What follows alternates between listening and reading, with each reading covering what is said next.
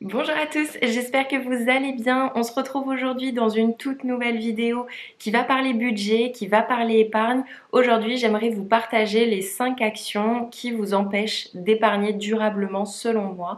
En tout cas, c'est les actions que personnellement je peux faire qui au final m'empêchent d'épargner tous les mois ou alors m'empêchent d'épargner sur du long terme. Bien sûr, ces 5 actions-là sont les 5 plus grosses pour moi, mais il y en a forcément d'autres. Donc s'il y en a d'autres et que vous voulez les partager en commentaire, c'est avec grand plaisir. C'est vrai que du coup sur cette chaîne je vous parle aussi d'investissement, sauf que la base des bases avant d'investir son argent, je le dis, je le redis et je le re-redis du coup, c'est d'avoir une épargne de précaution. Vous ne pouvez pas commencer à investir votre argent, à essayer de faire fructifier votre patrimoine si jamais vous n'avez pas un fonds d'urgence et surtout vous ne pouvez pas investir votre argent si vous n'avez pas cet argent disponible, notamment parce que vous arrivez à épargner durablement tous les mois. Vous allez voir que ces 5 actions là, globalement je les ai un petit peu dites dans toutes mes vidéos, mais du coup je me suis dit que ce serait plutôt sympa d'en faire une petite vidéo récap. Pour ceux qui ne me connaissent pas, je m'appelle Claire et sur ma chaîne vous pouvez retrouver des vidéos budget, investissement, lifestyle, donc si ces thèmes là vous intéressent, n'hésitez pas à vous abonner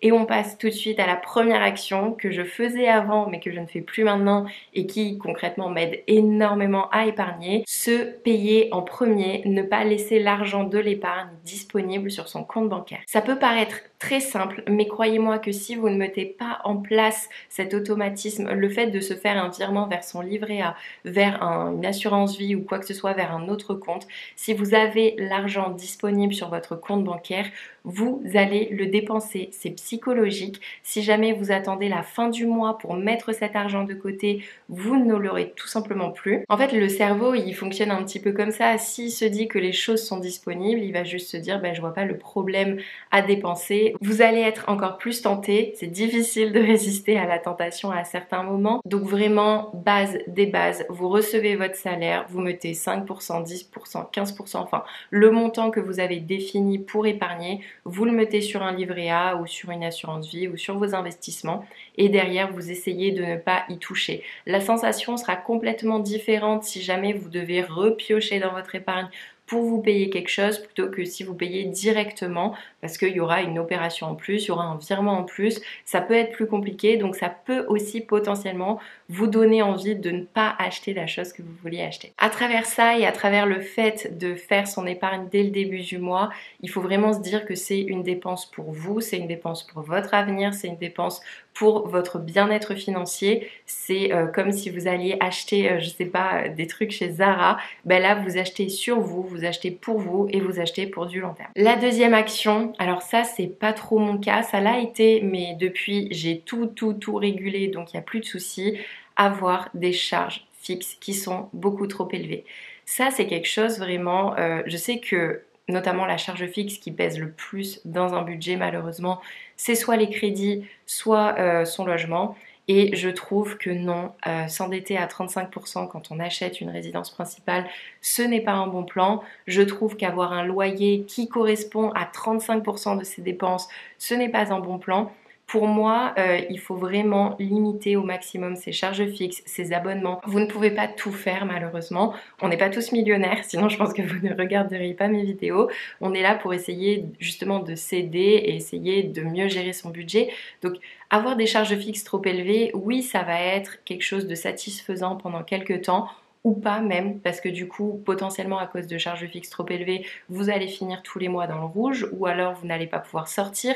Enfin, personnellement, j'ai toujours été de la team où je préfère vivre dans plus petit. Vous voyez, même quand j'ai eu mes premiers salaires, etc., j'ai pas tout de suite déménagé. On a déménagé avec Quentin parce qu'on a eu une opportunité. J'ai vécu dans 20 ou 30 mètres carrés, enfin c'était des studios, c'était même pas des T2.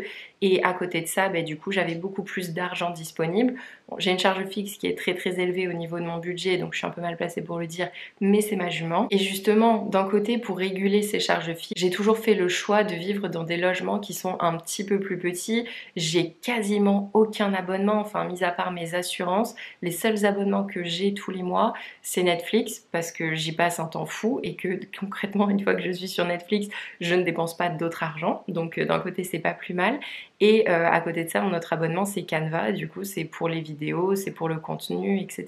Donc vraiment, je n'ai aucun abonnement, je ne paye pas les abonnements musique, c'est pas grave pour moi s'il y a un petit peu de pub. Alors que vous voyez par exemple sur Netflix, ben, ça me gêne plus s'il y a des pubs. Mais à côté de ça, voilà, derrière mon abonnement musique, j'accepte que ok, il y ait des pubs. Vraiment, j'ai pas d'abonnement et ça, faites très très attention parce que des charges fixes qui sont trop élevées, des charges fixes qui représentent plus de 50% de vos revenus, c'est juste pas possible et c'est juste pas tenable parce que derrière c'est là où justement vous allez sentir une vraie privation à ne pas pouvoir sortir, à ne pas pouvoir épargner, à ne jamais pouvoir vous faire plaisir parce que vous avez trop de charges à payer. Mon conseil, revoyez tous vos contrats de toute façon, ça c'est catégorique. Si vous n'avez pas revu tous vos contrats d'assurance, vos contrats de téléphone, etc., faites-le, c'est la priorité. Et ensuite, si vous vous rendez compte que c'est votre crédit qui est trop élevé, remboursez-le en premier, on en parlera après, mais c'est un autre point. Les crédits, attention, attention, attention, notamment les crédits à la consommation, enfin ça c'est juste un enfer. Et ensuite, si jamais vous voyez que c'est votre logement qui vous coûte trop cher, pensez peut-être à déménager pour essayer d'avoir un loyer qui est moins élevé. Je le sais maintenant aussi parce que je suis propriétaire et j'ai un investissement locatif. Nous, en tant que propriétaires, ce qu'on veut, avoir des loyers chers qui nous rapportent beaucoup d'argent. Mais vous pouvez encore trouver des personnes qui louent des appartements à des prix qui sont tout à fait raisonnables.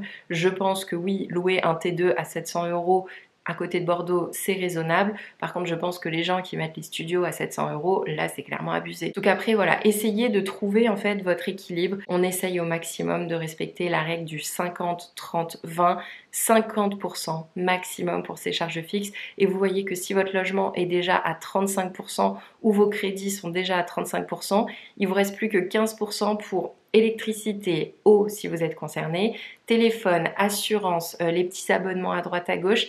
C'est pas possible, ça rentre pas dans le budget. Le troisième point, ça c'est le classique, avoir un rythme de vie qui ne correspond pas à vos revenus. Encore une fois, on revient sur la règle du 50, 30, 20. Vous ne pouvez pas tout claquer en sortie, vous ne pouvez pas tout claquer en shopping. Vous pouvez claquer le montant que vous pouvez à hauteur de vos revenus. En fait, il ne faut pas croire que l'épargne, c'est quelque chose de négatif. Encore une fois, c'est quelque chose qui va vous permettre de vous élever sur du long terme et qui va vous permettre de vivre sereinement. Si là, vous avez des envies à droite à gauche, si vous vivez au-dessus de vos moyens, si vous partez en vacances dans des lieux qui coûtent beaucoup trop cher, si vous faites du shopping qui vous coûte beaucoup trop cher, vous allez juste tuer votre budget et c'est pas possible. Les Uber Eats, on peut s'en faire, mais on ne s'en fait pas à outrance parce qu'encore une fois, on veut respecter cette règle de 30%.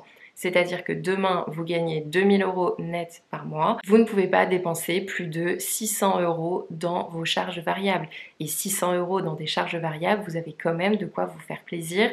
Enfin, je veux dire, si derrière votre alimentation, on est à 200, 250 €, ok, vous avez des frais d'essence, tout le reste, c'est du kiff. Donc profitez de cet argent. Par contre, si vous avez une enveloppe de 300 € pour vous faire profiter, vous avez une enveloppe de 300 € pour vous faire profiter. Après, si vous mettez de l'argent de côté tous les mois pour vous payer un voyage, etc., ça, il n'y a aucun problème. Ça rentre dans les 20%, c'est autre chose. Mais respectez les budgets que vous vous êtes mis et ne vivez pas au-dessus de vos moyens parce que vivre au-dessus de vos moyens, ça va être quelque chose de temporaire. Demain, quand vous allez avoir des enfants, quand vous allez arriver à la retraite, votre budget va être chamboulé. Si vous n'avez pas justement cette épargne, c'est pas à ce moment-là où vous allez la constituer, qu'on se le dise.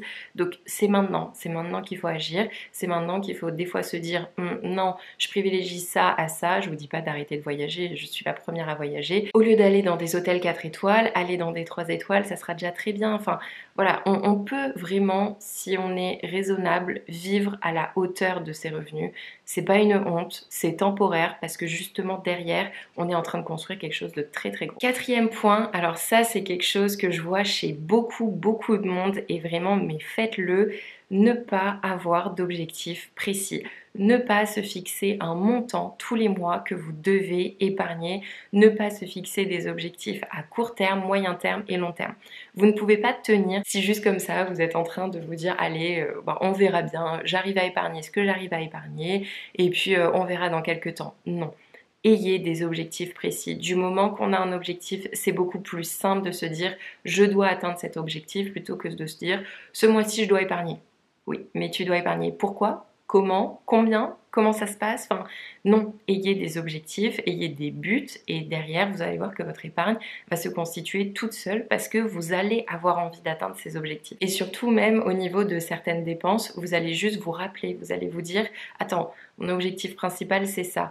Est-ce que j'ai vraiment besoin de cette paire de chaussures alors que d'ici quelques années, je veux acheter ma maison? Je ne suis pas sûre. Et le cinquième point qui pour moi vous empêche vraiment d'épargner durablement, je l'ai dit un petit peu tout à l'heure, s'endetter inutilement. On n'achète pas quelque chose si on ne peut pas se l'acheter en cash. Sauf l'immobilier, les voitures ou du gros électroménager pour remplacer celui qui est déjà cassé. Je vois mon frigo là, du coup ça me fait penser. Mais vous ne pouvez pas en fait, ce n'est pas possible. Les paiements en 3-4 fois sans frais, je ne veux pas en entendre parler. Ça va, en fait, ça c'est une charge fixe qui va juste rentrer dans vos charges fixes pendant plusieurs mois, qui va vous suivre. Vous allez penser faire une bonne affaire sur le coup, alors qu'au final sur le long terme, ça va juste venir plomber votre budget. On paye les choses en cash, sinon on ne les paye pas et c'est pour ça qu'on vient épargner tous les mois pour justement pouvoir se payer ces choses. Le crédit immobilier c'est complètement différent étant donné que vous pouvez avoir un effet de levier, notamment si vous faites de l'investissement locatif, donc ça c'est pas de la mauvaise dette. Une voiture ça coûte tellement cher que c'est ok si demain vous devez prendre une petite part au niveau du crédit, mais votre voiture, c'est indispensable, je le dis, indispensable de mettre tous les mois de côté pour payer ses réparations et pour potentiellement vous payer une prochaine voiture. Vous savez qu'une voiture ne vous durera pas toute votre vie. Ou alors je ne sais pas si ça a déjà été prouvé, si c'est déjà arrivé, mais à un moment vous allez devoir en changer. Donc ça c'est des choses, il faut y penser. Vous devez penser que tout au long de votre vie, il y a des choses qui, voilà, demain mon frigo va lâcher, demain ma voiture va lâcher. Il faut que j'ai de l'argent en fait, il faut que ce soit disponible parce que prendre un crédit, vous allez juste donner gratuitement de l'argent à la banque et eux, ils vont être très contents et eux, ils vont s'enrichir alors que vous, tout cet argent-là, vous auriez pu l'investir et vous devenir d'autant plus riche. Donc vraiment, on arrête les crédits inutiles, on arrête les paiements en 3, 4 fois, 5 fois sans frais et juste on paye les choses en cash au maximum et derrière, comme ça, on prévoit une épargne et on peut faire fructifier notre épargne sans être impacté par tous ces crédits. Voilà du coup pour moi les 5 actions que vous devriez vraiment revoir au niveau de votre budget si vous ne comprenez pas pourquoi vous n'arrivez pas à épargner, pourquoi vous n'arrivez pas à épargner durablement. Encore une fois, c'est une liste exhaustive, c'est ce que moi de mon côté j'ai pu vivre, notamment le crédit avec mon crédit étudiant, mes charges fixes trop élevées avec mes logements qui me coûtaient beaucoup trop cher, le rythme de vie pas adapté, je pense qu'on a tous fait notre crise à un moment et qu'on a juste vécu au-dessus de ses moyens, et ensuite le fait de se payer en premier où je pensais vraiment être forte, être capable de me dire je me fais mon virement à la fin du mois et l'argent n'était jamais disponible. Si vous avez aimé cette vidéo, n'hésitez pas à mettre un maximum de petits pouces bleus qui aident au référencement de la chaîne. Si vous avez des questions, n'hésitez pas à me les poser dans les commentaires, j'y répondrai avec grand plaisir. Et sinon, je vous dis à la semaine prochaine pour une toute nouvelle vidéo qui cette fois-ci sera beaucoup plus basée investissement que budget. J'ai vraiment hâte de vous la partager et d'ici là, je vous souhaite une très bonne journée. Prenez soin de vous. Salut!